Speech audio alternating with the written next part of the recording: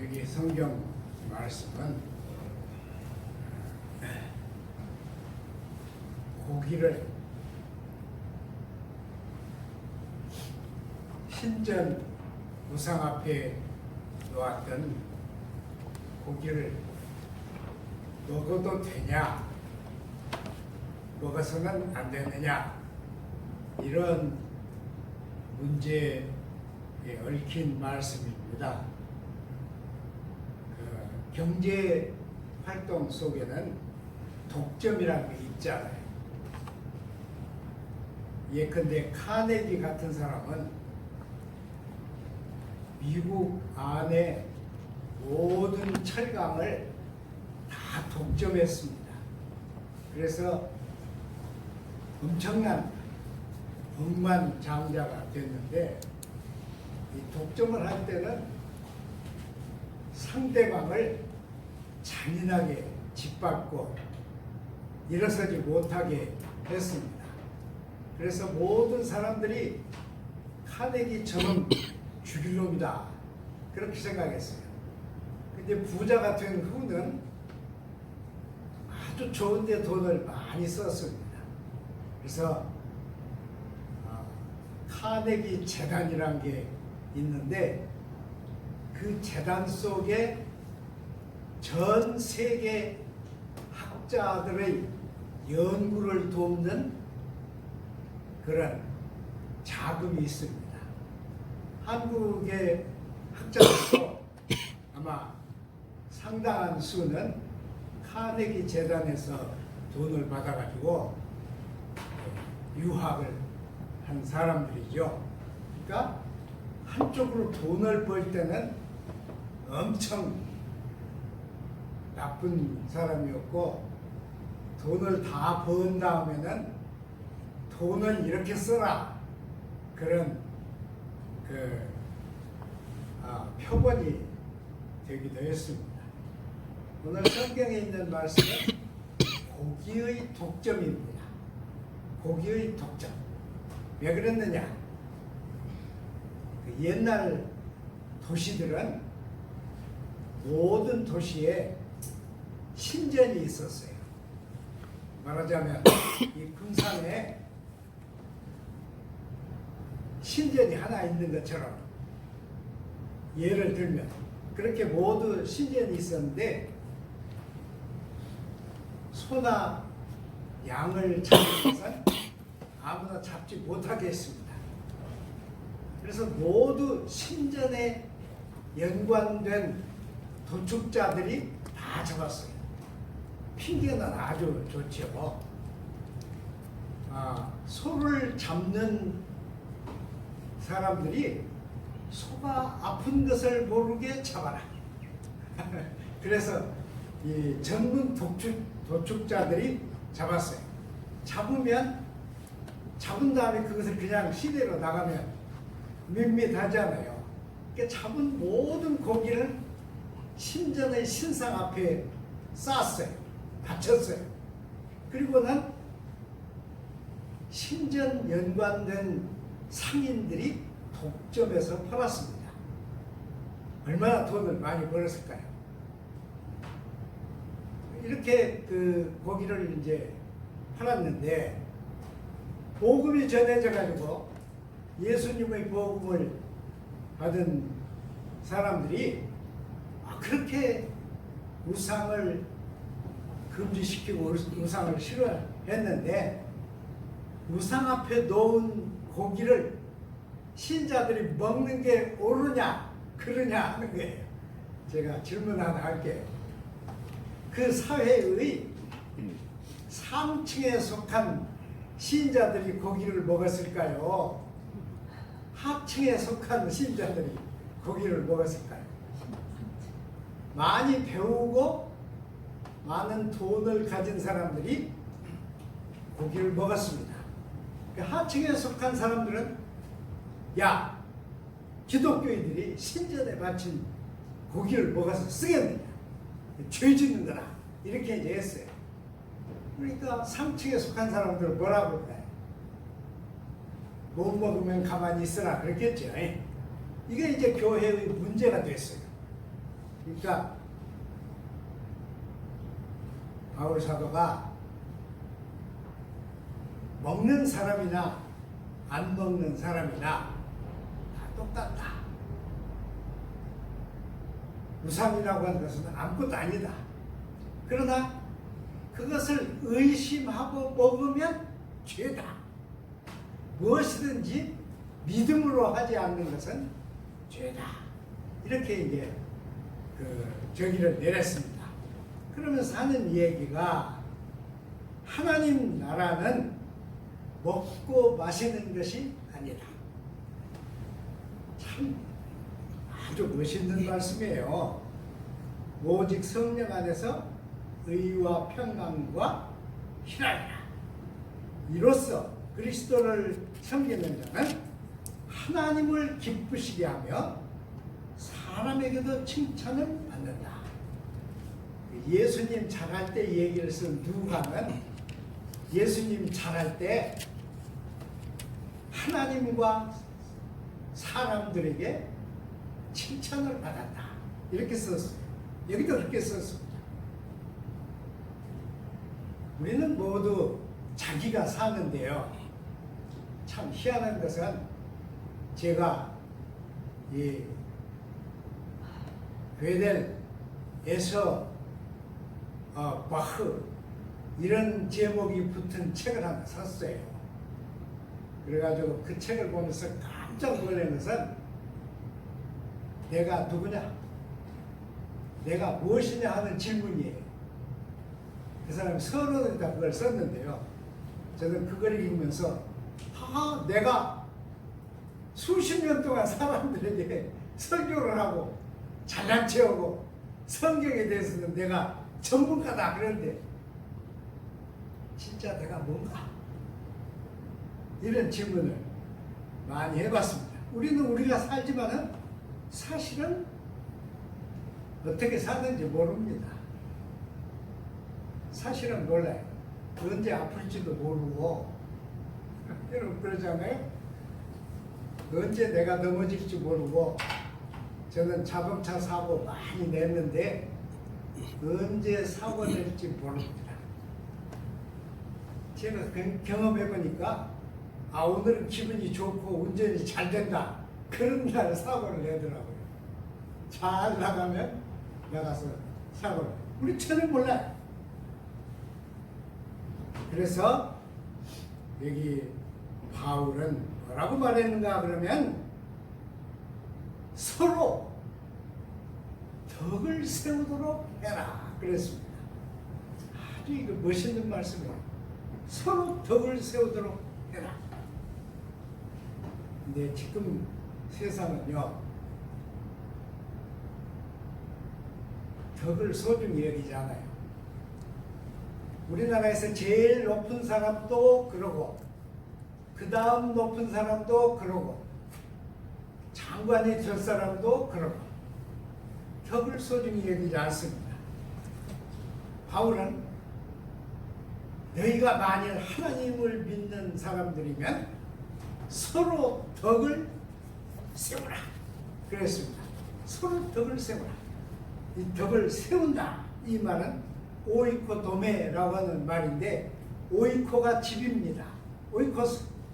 그래서 거기서 이코노미가 나왔잖아요. 오이코도메. 도메가 뭐예요? 집을 세운다 그 말이에요. 제가 어렸을 때 초가집 짓는 걸 봤는데 그때는 제가 어렸을 때는 참 좋은 세상이었어요. 나무의 산에 가서 나무를 피워와도 한 말도 아니야. 그까지 나무 좀 피워가는 거 어때? 말 안 씁니다. 우리 초가집 짓는 사람들이 저 깊은 산에 가가지고 많은 나무를 막 잘라요. 그래서 가져와가지고는 다듬습니다. 근데 지금 나무를 그냥 전기 톱으로 다듬지 그때는 뭘로 다듬었어요? 표상은 그 있더라고. 나무 다듬는 게 이렇게 생긴 건데 거기 앞에가 대패 같은 거 달렸잖아요. 그걸로 착착 하는데 그 양반들이 하다가 쉴 때 내가 한번 해보니까 나무를 팍 찍어버려요. 안 돼요. 근데 그 어느 사람 잘하더라고. 해가지고는 6개의 6개의 기둥을 세워요. 웃기더라고. 홈을 파가지고 기둥과 기둥 사이에 이걸 하나 집어넣고 또 집어넣고 그래가지고는 12사람이 2명씩 12사람이 6개의 그 기둥을 세웁니다. 기둥이 안 움직여야 하잖아요. 근데 이 시골 사람들이 잡을 줄도 몰라. 그리고는 막걸리 마시고 막 농담하면서 그걸 잡아요. 목수가 막 사정사정 정신 잡으라고 막 하는데 웬걸 6이 그러니까 2칸집을 짓는 거예요. 초가집 2칸집을 6이 기둥을 잡았는데 한 사람이 놓으면 다 넘어가 버려요. 그때 제 경험, 참 기둥 세우기 힘들구나. 지금은 그런 거 없죠. 오이코 도매, 기둥을 세우는 것입니다. 그래서 서로 덕을 세우라, 이런 명령이죠. 그 영국에 수상을 했고 아주 훌륭한 개혁적인 그런 학자 한 사람, 톤이라는 사람이 있어요. 토니 블레어는 아니고요. 그 옛날에 톤인데 이 사람이 아주 훌륭한 책을 썼어요. 기독교와 자본주의 발음이라고 하는 책입니다. 아마 베버의 책을 보고서 그것에 보충하는 얘기를 쓴 것 같아요. 근데 더 잘 썼어요. 아주 잘 썼어요. 내가 그런 얘기를 하려고 한 거 아니고 이런 얘기예요. 원래 교회는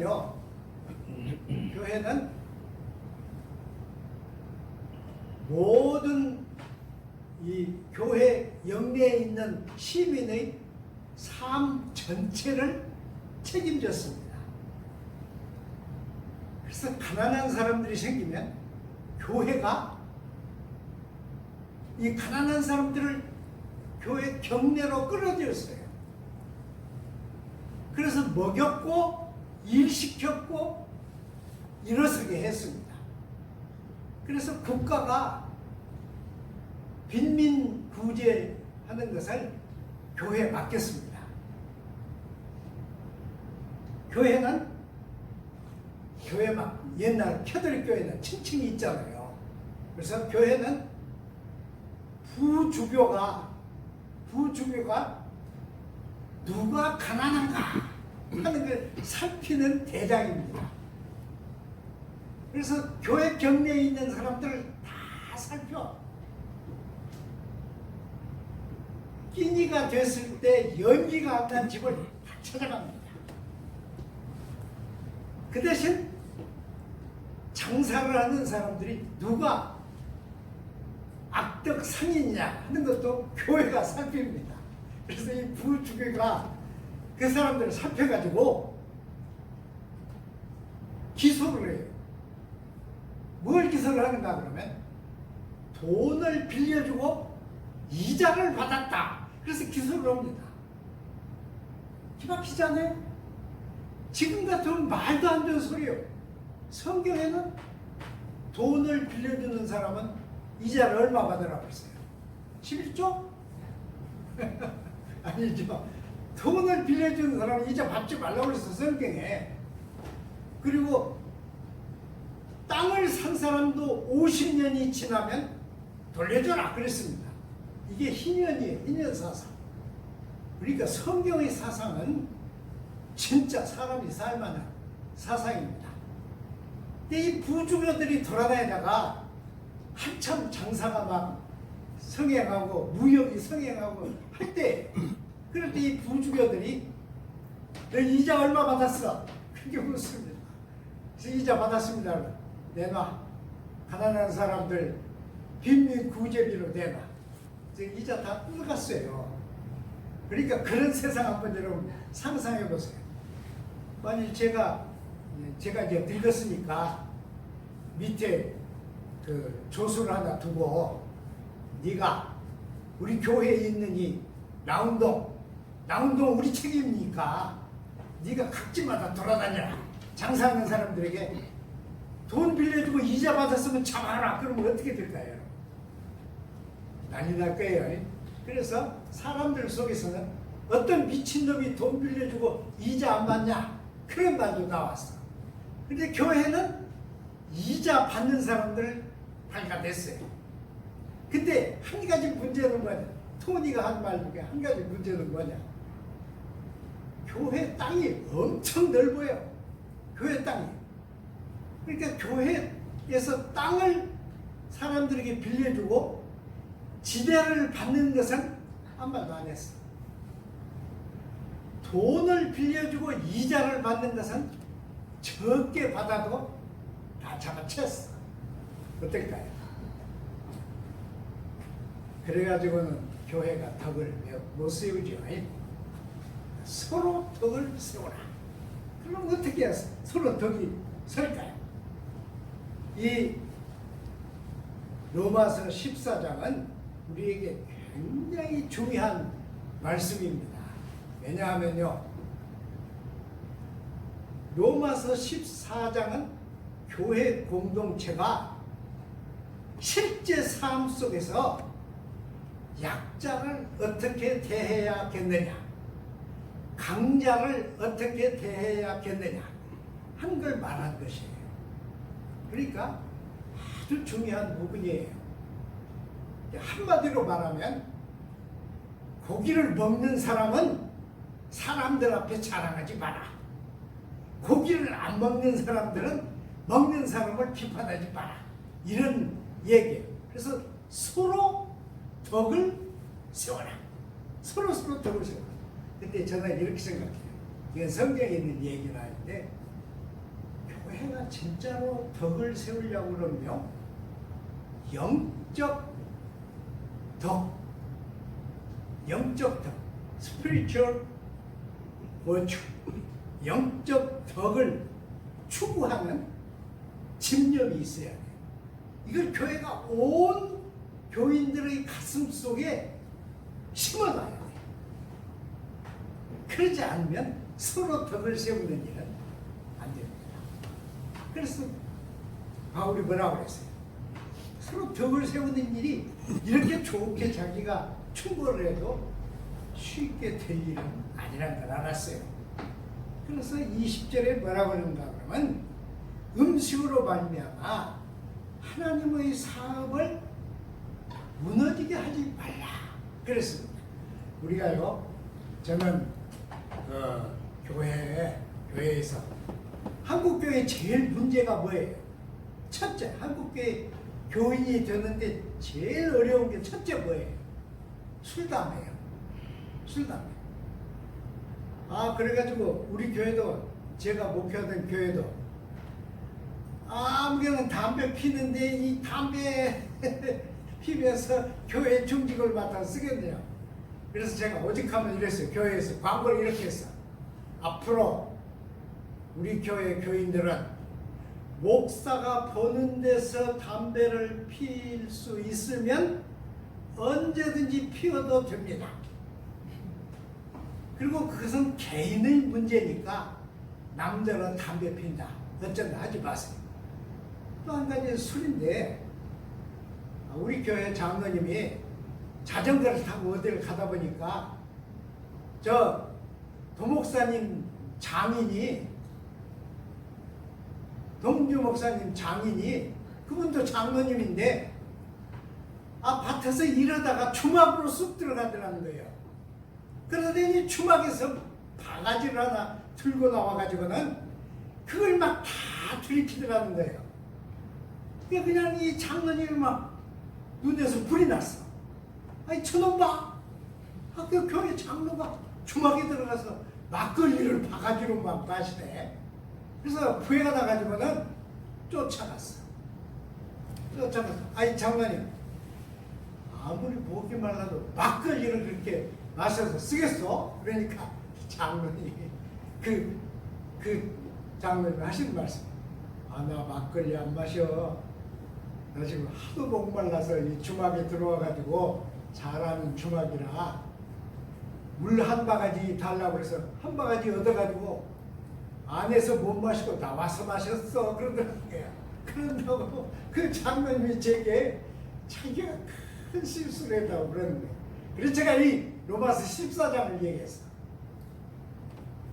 먹는 사람은 안 먹는 사람을 무시하지 말고, 안 먹는 사람은 먹는 사람을 비평하지 마라. 자유롭게 둬야죠. 자유롭게. 아, 먹고 마시는 것이 어떻게 하나님 나라를 넘어뜨린대요. 생각해 보세요. 여기다가 하나님의 나라가 무너지게 한다 그러는데 카탈류오라고 하는 단어를 썼어요. 제가 왜 이 어려운 말을 하는가 그러면, 카타란 말이 밑으로 그런 말이야. 그리고 류오는 풀다 그런 말이에요. 류오가 자유예요. 그리거를 배우는 사람은 동사 변화를 류오 변화로 익힙니다. 전부 다. 이제 여기다 이제 뭐 s를 붙이고 이제 세타를 붙이고 해서 자꾸 이제 변화를 시켜요. 카타류오가 뭐예요? 이게요. 여러분 헌집을 헐고 새 집을 지으려면 헌집 하는데 어떻게 헐어요? 헌집 하는데. 그것이 굉장한 기술입니다. 여러분. 헌집을 이 사방에 튀지 않게 그냥 고스란히 주저앉게 하는 게 뭐예요? 맨 아래층에다가 폭발물을 장치했잖아요. 근데 그게 전문가가 아니면 그냥 폭삭 주저앉게 못해요. 그거 헌집을 허는 것도 기업입니다. 아시죠? 헌집을 허는 것 자체가 기업이요. 잘 보면요, 아주 적당한 양의 폭약을 딱 장전을 하고는 먼데 가서 스위치로 쾅 눌러. 그러면 밑에 약간 퍽 그러면서 한참 있으면 건물 자체가 그냥 가라앉습니다. 카탈류오. 그게 카탈류오예요. 밑으로 가라앉아. 밑으로 깨져 가라앉는 거예요. 지금 이 인터넷 세상에 세계에서 제일 큰 댐이 어느 나라에 있어요? 중국에 있죠. 중국 산시 댐이잖아요. 근데 산시 댐이 처음에 만든 직선으로 안 있고 곡선이 됐다는 거예요. 굽었다는 거예요. 그래서 산시 댐이 터지면 얼마만큼 손해가 나, 북경까지 문제가 된다고 그래요. 그런지 어쩐지는 모르지만. 그래서 지금 난리예요. 왜 이 댐이 굽었냐? 그게 난리인데, 해명은 이렇게 했어요. 댐 공사를 한 사람들이 그 부정으로 이렇게 해가지고 부실공사가 있었다. 부실공사가 됐다는 거예요. 그럼 이제 어떨까요? 이 댐이 만일 무너지면, 댐이 무너지면 그 누구죠? 산증 중국 대장. 네. 그냥 봐도 무너질 거예요.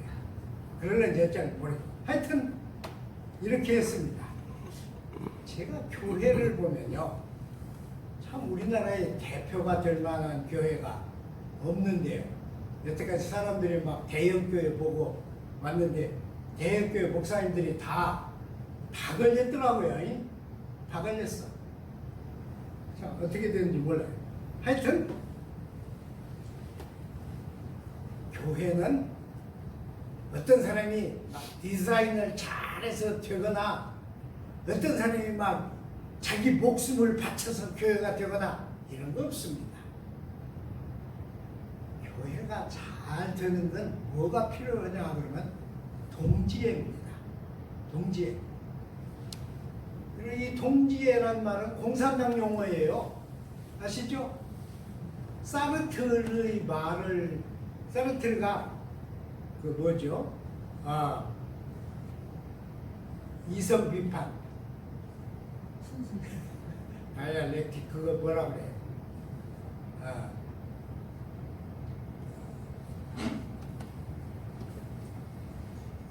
하여튼 사르트르가 그 변증법적 이성 비판이라는 책을 썼어요. 그런데 거기 보면 사르트르는 이 공산주의가 이기주의자들만 아니다, 그렇게 썼어요. 이 공산주의자들이 대단한 이타주의가 되는데, 어떨 때 이타주의가 되느냐 그러면 이념이 뚜렷한 동지들이 모일 때,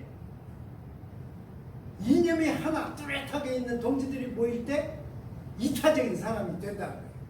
그래서 자기 목숨을 내놔. 이게 어디서 가능하겠느냐? 이게 사르트르의 얘기예요. 그러니까 이게 동지애입니다. 이 교회는 꼭 동지애에 의해서 교회가 돼. 지금 이 군산에서 잘 되는 교회, 제가 아는 하나 교회는요, 남군산 교회예요. 남군산 교회. 이제 제가 그 은퇴하고, 참 은퇴하니까 목사가 참 천해져. 갈 데가 없어.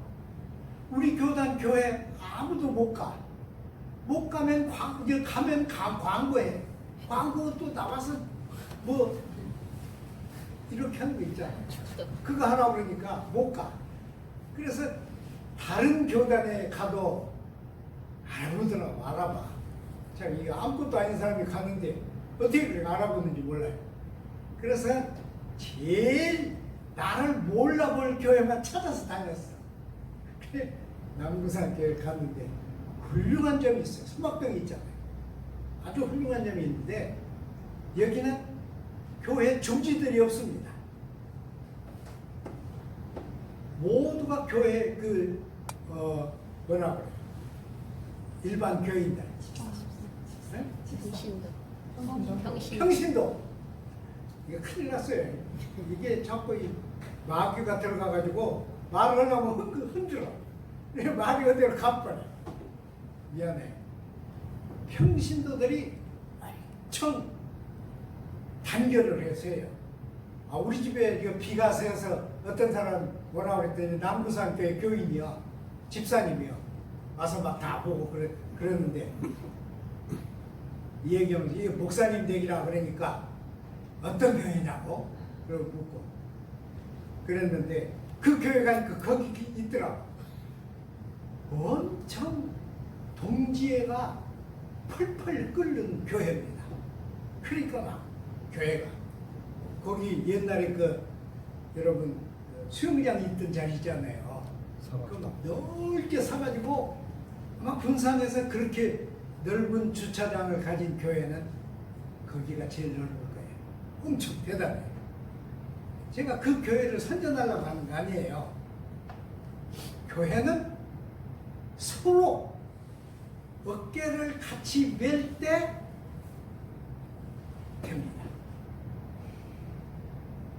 그 미국 사람들 장례식 치를 때 보면, 특히 군인들 전장 가서 죽은 사람 장례식 치를 때 보면 그 관을 6사람이 매잖아요. 6사람 이 군인들이 참 매는데, 저렇게 보기 싫도록 나 죽으면 저렇게 해줄 사람이 있겠나. 미안해. 그런 생각 해봤는데, 6사람이 움직이는데 다리를 보세요. 다리를 얼마나 연습을 했든지 관이 그냥 그대로 나가. 움직이질 않아. 이게 어깨를 서로 매는 거야. 서로 덕을 세우는 거예요. 저는 우리가 칼비니즘 신자들이잖아요. 그래서 어디든지 가면 저는 칼비니즘 자랑해요. 제가 저 양동에 있는 교회 잠시 있었는데, 그 옆에 있는 합동측 목사님이 막 자기 교회만 칼비니즘 교회고 저 종합식교회는 제가 악마들 무리라고 그랬어. 왜 그런지 몰라. 그래 하루 찾아갔죠. 찾아가서 목사님, 제가 이 옆에 있는 교회 전도사입니다. 그랬더니 들어오라고도 아니요. 그래 목사님 뭐 좀 따지려고 하는데 들어가도 돼요? 그러니까 들어오래. 들어가자마자 내가 그랬어. 아니 교인들에게 어떻게 이 얘기를 하시면 이 교회만 칼빈이즘이라고 그러니까 이 교회가 칼빈이즘은 우리는 칼빈총이요. 그랬더니 부회가 났어. 이 전도사가 목사 앞에서 이렇게 해서 쓰겠냐고. 나이는 거의 비슷한데. 대뜸 물었어. 칼빈의 기독교 강요를 얼마나 읽어봤습니까? 그랬더니 아니 칼빈이즘에 무슨 기독교 강요를 얼마나 읽은 게 무슨 소용이 있어? 그러더라고. 그러니까 그렇게 하지 마세요. 아주 못된 전도사였지. 그렇게 하지 마세요. 칼빈이즘을 말하려면 기독교 강연을 달달 외우고 읽어야 합니다. 그러고 나서 얘기하세요. 아직 그때는 기독교 강요가 번역이 안 됐어. 이게 내 자신 있잖아요. 뭐라고 한마디 하면 그 다음 주에 또 책을 들고 가려고 그랬어. 그랬더니 이 양반이 그래서 좋게 얘기하더라고. 그냥 교인들 듣기 좋아라고 한 소리인데 뭐 그런 말을 듣고 그러냐고 나중에 그러더라고. 그러고 보니까 그 목사님 훌륭하게 보여요. 제 얘기 딴 데로 나갔네. 이 칼빈이즘 신자들이잖아 우리가. 그래 저는 여태까지 칼빈의 그늘을 몰랐어. 왜? 칼빈에 대해서 가르치는 교수님들이 너무 지나치게 미화해서 가르쳤고, 칼빈이 쓴 그 기독교 강요라고 하는 책은 지금 책을 쓰는 사람도 그렇게 잘 쓸 수가 없어요. 칼빈이 26살 때 왕에게 보낸 편지입니다.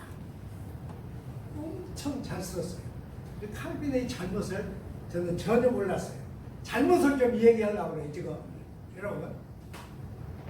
아까 그 토니가 쓴 책에 나와 있는데요.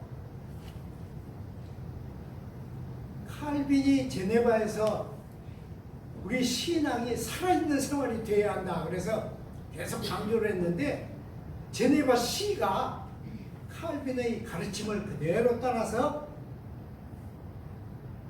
시 전체를 교회처럼 만들려고 했어요. 그러니까 그 시 속에 위원회가 있는데 이 위원회는 뭘 하는 위원회인가 그러면 이런 걸 찾아내는 거예요. 게으른 자, 주정뱅이, 함부로 사는 사람 다 찾아내서 그런데 게으른 사람이고 함부로 사는 사람인 줄 알지만은 그 위원회에서 가서 물으면 좋게 말하겠어요? 어떻게 했을까요? 데려갔어. 데려가서 어떻게 했을까요? 책상에다 눕혔어. 그리고 어떻게? 고문을 했어. 자기가 나쁜 짓 한 것을 고백하게 하려고 고문을 했더라고요. 세상에.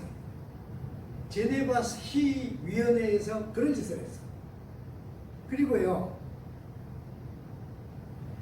부모를 때린 어린아이를 어떻게 처리했느냐? 사형을 시켰어. 애들이 화나면 부모도 때릴 수 있잖아요. 근데 부모를 때린 자는 사형, 레위기에 있잖아요. 그러니까 사형을 시켰어.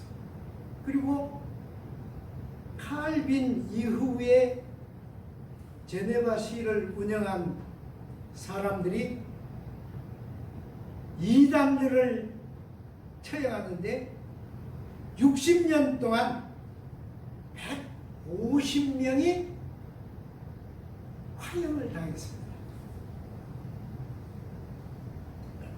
어떻게 생각하세요? 아무리 훌륭해도 덕을 잃으면 훌륭한 거 소용없습니다. 난 그렇게 생각해요. 저는 이걸 읽으면서요, 아마 깜짝 놀랐어요. 이 책을 읽으면서. 이런 말 좀 쓰지 말지. 나까지 타락하게 만드네. 그랬는데 아무리 좋은 일이라도 그렇게 하면 안 되죠. 먹고 마시는 일로 하나님의 일을 깨어지게 하지 마라. 여러분 심심하니까 제가 영화 얘기 하나 해. 엘마 건트리라고 하는 영화가 있어요. 여러분도 보셨겠지만은 이 영화에는 미녀 전도사가 한 사람 나와요. 아주 젊고 미녀 전도사예요. 근데 이 전도사가 설교를 하면 사람들이 구름대처럼 모여와요. 근데 왜 그렇게 사람들이 모여왔는지 몰랐어. 그런데 나중에 보니까 이 전도사의 애인이 있어, 남자가. 그래가지고 그 사람이 사람들을 막 이렇게 해요. 그래서 이 교회가 엄청 커졌습니다. 교회를 어떻게 지었느냐. 원목을 가져다 박태선, 원효령에 있는 박태선 교회가 그렇게 지었거든요. 그거 막 우리나라 어려울 때 전부를 막 원목으로 그냥 막 원목 기둥들을 세워서 3층인가 4층인가 그렇게 되는데 이 엘마 건트리도 그렇게 했어요. 그래서 교회를 잘 짓고 우리 찬양대도 멋이 있지만은 찬양대 하실 때 눈 감고 가만히 들었어. 이 4명만 가지고 하는데 화음이 참 잘 돼요, 아니? 여러분들 어떻게 듣는지 모르지만 막 그 엘바 건트리 거기 막 가운데 멋지게 있고 막 찬양교도 막 쫙 해가지고 그렇게 하는데 하루는 예배를 드리는데 불이 났습니다. 조그마한 불이 났어요. 근데 예배를 드렸는데 불 끄러 가다니. 그래서 가만 두고 예배를 끝까지 드렸습니다. 다 타버려요. 이 원목 교회가 막 타는 장면이 나와요. 제가 왜 이 얘기를 하는지 아시죠? 하나님의 진리와 하나님의 덕이 빠진 인간의 손으로 잘 만든 교회들은 아무것도 아니에요. 빨리 끝내야 돼. 우리가 데살로니가서 5장 11절을 보면요. 그러므로 피차 권면하고 서로 덕을 세우기를 너희가 하는 것 같이 하라. 그랬으니까 데살로니가 교회가 덕을 세우고 있다는 말이에요. 못 세우고 있다는 말입니다. 세우고 있어 지금.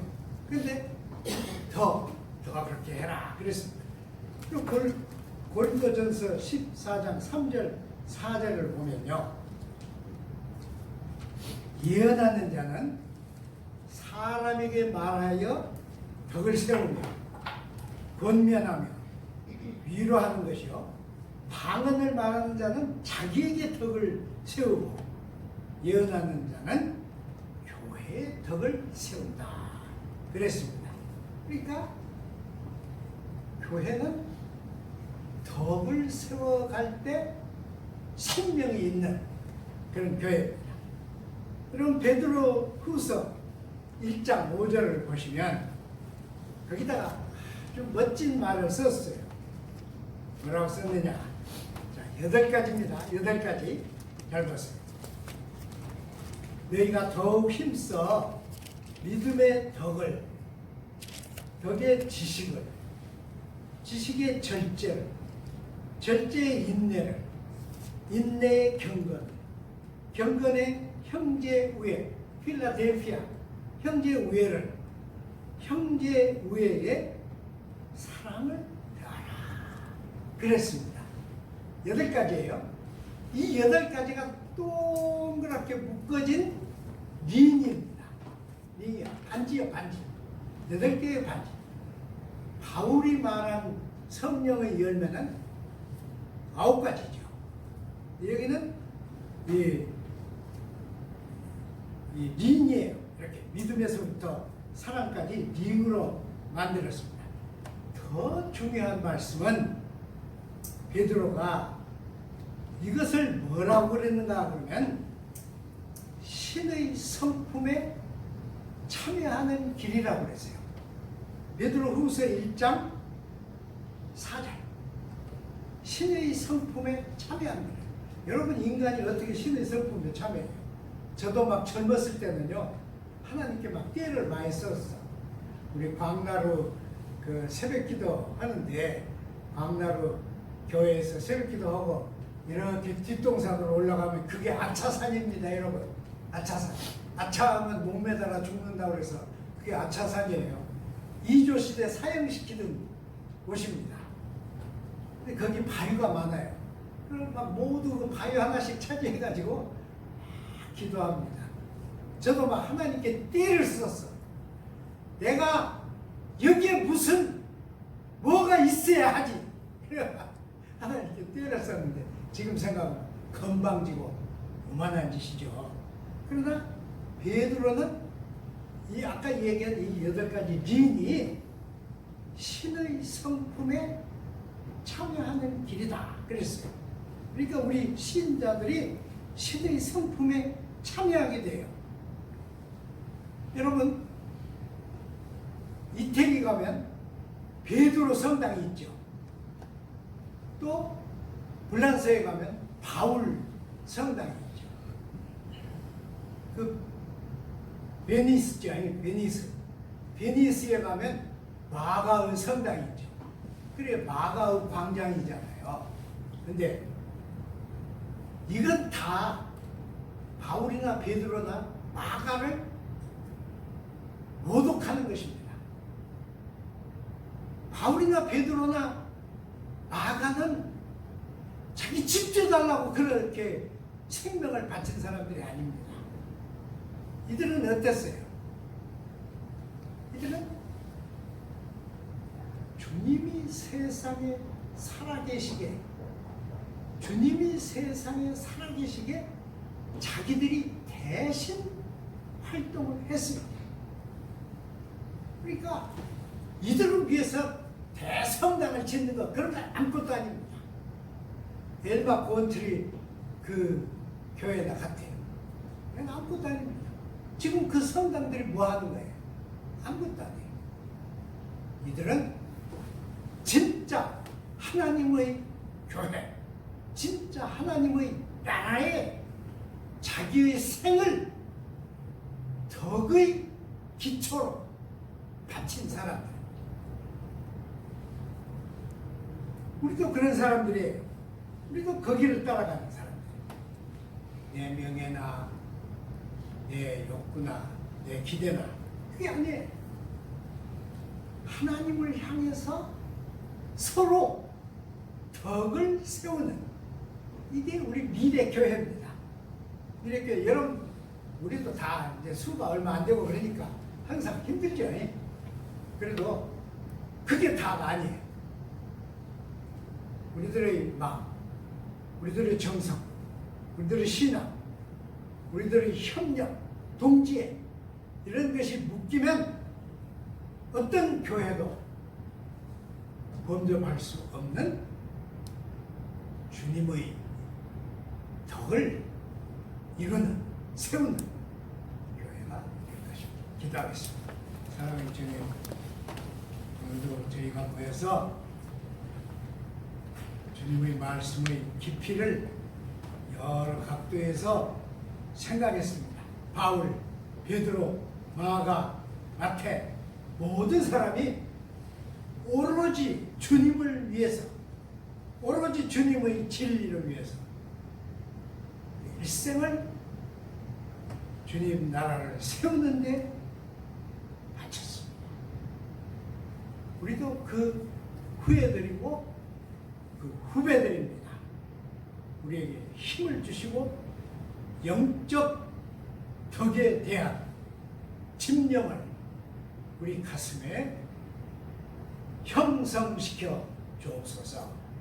예수님 이름으로 기도드리나이다. 아멘.